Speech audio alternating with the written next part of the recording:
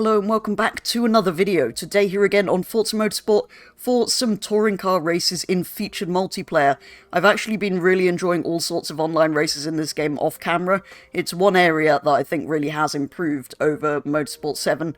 One, kind of how it's laid out, and two, just how the racing is. At least when it works, it very often doesn't. Anyway, previously I'd sort of been doing a random mixture of races, so today I thought I'd try and race my way through all 5 of the touring car races in featured multiplayer.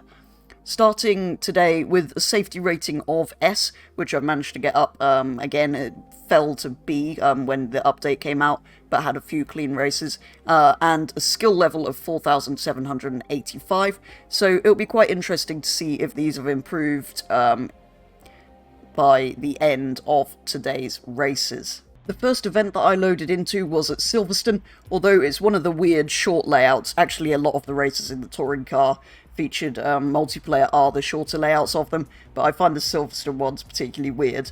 Anyway, I went for the Ford Focus for this first one. I'm going to be trying to use a variety of touring cars that are in the game, and avoid using the Golf, as it's the fastest option, I think most people seem to think, and happens to be part of a DLC, so it is kind of frowned upon somewhat. Anyway, I managed a 101 in qualifying, putting me in not a great 11th place starting position. However, after spending 10 minutes practicing and 5 minutes qualifying, Forza decided to get stuck on the intermission countdown with 1 second left on the timer, which is quite a common issue at the moment. There it stayed for over 5 minutes before I eventually gave up and killed the game. So, off to a great start then.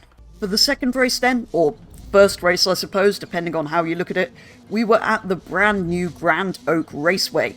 This time I went for the Hyundai, as I barely ever used that car. It's probably not the best, but I wanted some variety, and I do rather like this. In this and the previous attempt at Silverstone, I completely forgot to change the fuel amount for qualifying. Not that it makes loads of difference, but it might have helped a little bit. Anyway, I qualified in 10th in the Hyundai with a time of 59.1. There was, though, also interestingly another Hyundai on pole position starting from the front.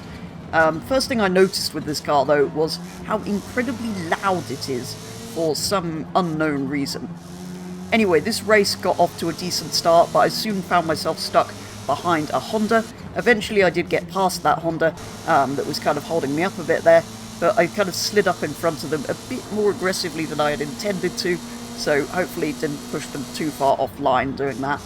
I then had a long stint on my own, which wasn't too interesting really, although gradually I did catch up to a pack of battling cars, including an Audi that had been off doing some rallying on the grass, which I suppose kind of makes sense given Audi's rallying history.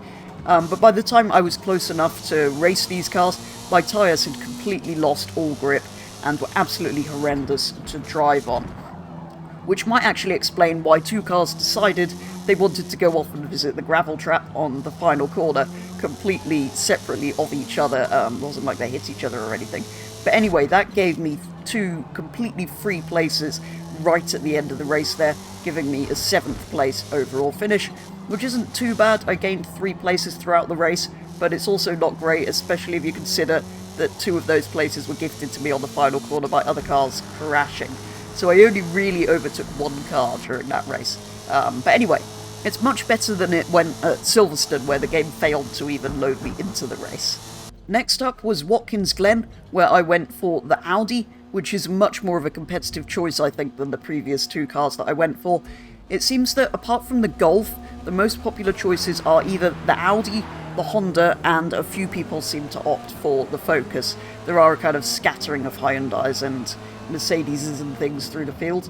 There is one car that's barely ever used, which I think is a shame, because it is one of my favourites. The Subaru Levorg is unfortunately not competitive at all in these, and therefore, like I say, it's barely ever used, which is a shame really.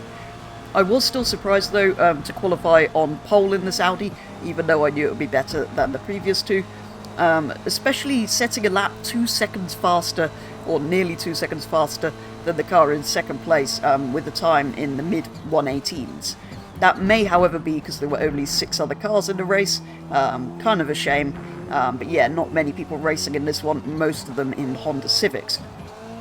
Here I did have to defend from Spartan Kitten into the first few corners, with them drawing alongside me, but out onto the main straight I was ahead. It seemed that Audi had slightly more power out of that corner, where I stayed for what turned out to be a rather boring race in the end, apart from me getting a penalty for extending the first corner a bit too much on lap 3, rather stupidly, because I didn't really need to be pushing it that much, and having a bit of a moment through the chicane on the penultimate lap. Again, there was no need for me to take that risk. I should probably have been being more careful given how far ahead I was. But anyway, neither of these things really made any difference to my race, and I ended up with the win, and managed to beat my best qualifying lap, setting a 1:18 dead during the race. Then it was time for a race at Mugello, for which I opted for the Vauxhall Astra, going for, again, not one of the fastest cars probably, but still one that is quite enjoyable to drive, I find.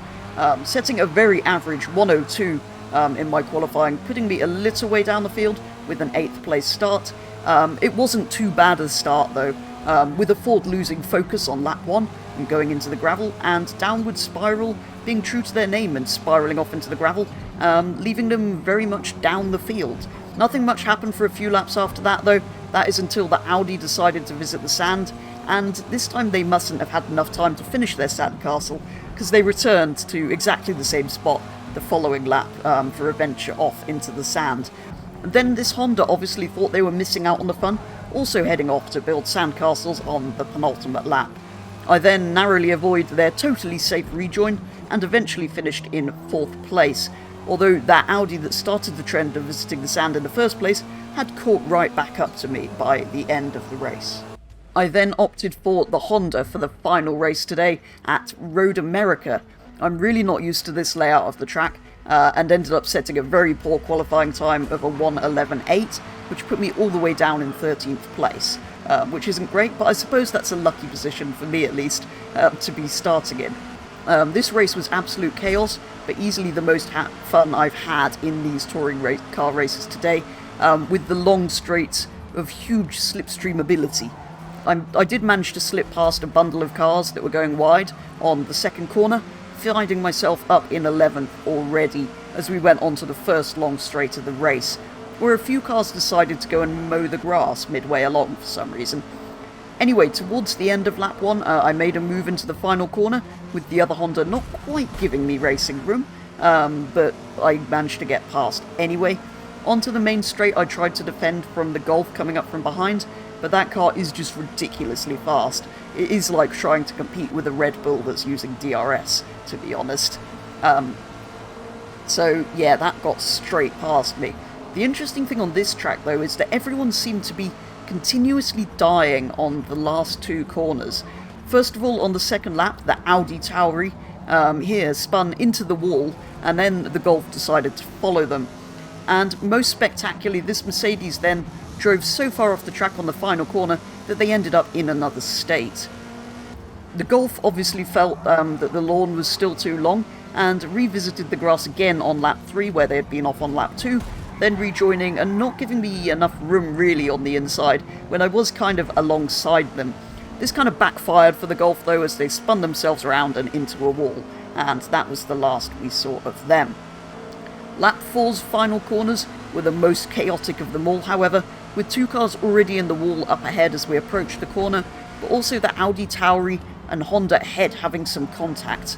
Then a ghosted Honda rejoined, and those 2 bumping along with this seemed to do something weird, not quite sure what happened here.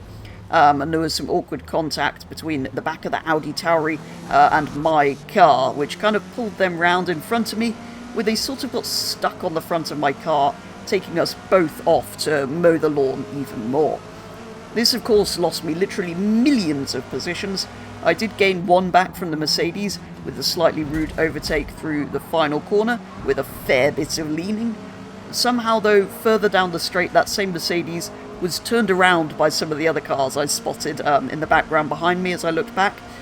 This gave me a nice big gap behind, but it was really too late at this point to gain any more places, finishing up in 8th. So gaining a decent number of places overall, during this incredibly action-filled final race. Although, despite my off onto the grass helped by that Audi, this was easily the best and most fun race that I've had in this video. And that is going to be all for the races today. After all of that chaos, I somehow still have a safety rating of S, but rather more surprisingly, my skill rating has also increased slightly to 4,809. Not really sure how I've managed that.